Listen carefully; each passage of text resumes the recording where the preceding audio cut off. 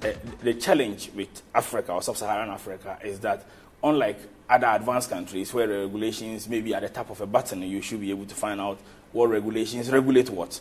The challenge is that you may not necessarily find this very easily, and therefore the bureaucracy then makes issues more complex. And if you don't get somebody who understands how to, as it were, go round to work the system, basically. Exactly, to work the system, yeah. Then it becomes a much more bigger challenge than it ought to be. That's what it is. Do you think that it's got worse doing business in Africa or easier over the years that you've been a lawyer? I think it's got much, much easier over the past 14 years that my firm has been advising businesses. It's got easier by the day. And if you look at the Doing Business in Africa Index or Doing Business in the World Index, Ghana, for example, keeps improving on its position every day. It's got much, much easier. It's much easier to access regulation. It's much easier to know things. I mean, and I think it's getting better by the day. What do you think is still one of the major challenges? If somebody wants to invest, obviously Ghana's just come online with some major oil finds. How do foreign investors particularly, or investors from elsewhere in the continent, what is the biggest challenge that they maybe face in addition to regulation? The political risk has reduced increasingly. What people still look phenomenally so, particularly in a place like Ghana. It's a huge success story when it comes to that issue. Exactly. But what increasingly people then still look at, which relates to political risk, is legal risk. The frequent changes in laws and how these laws would then affect the businesses and their forecasts for profitability, taxation, issues like that. So the more we improve on this, for example, I can tell you in Ghana, the registration of business has reduced from about 100 days to as short as about 3 days. You can get business registered.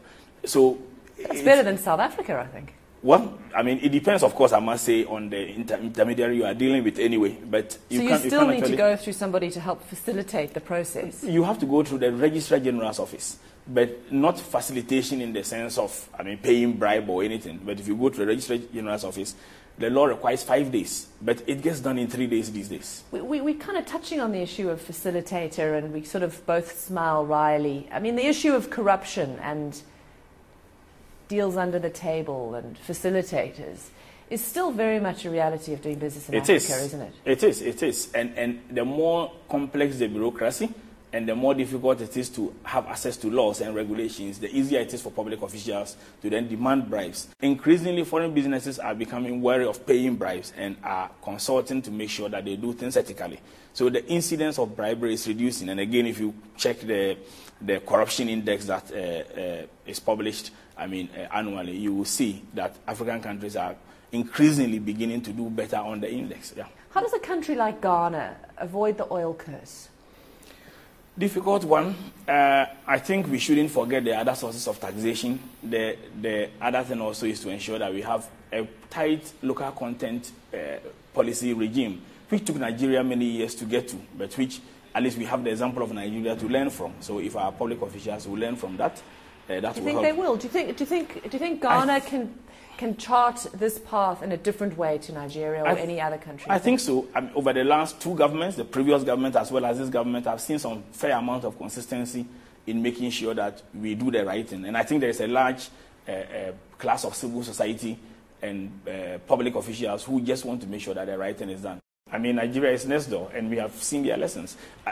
Nigeria got to the point when about 90% of their taxes were coming from the oil sector. We have had the reverse. You haven't had oil revenue, and indeed, if you take the oil revenue that we are getting, we don't expect to get more than $400 million in a year. That's insignificant if it comes to the amount of money we get, for example, from bilateral donor partners or from other taxes. So I don't think we'll get to the Nigerian situation. Of course, we all have to make sure that we don't get there.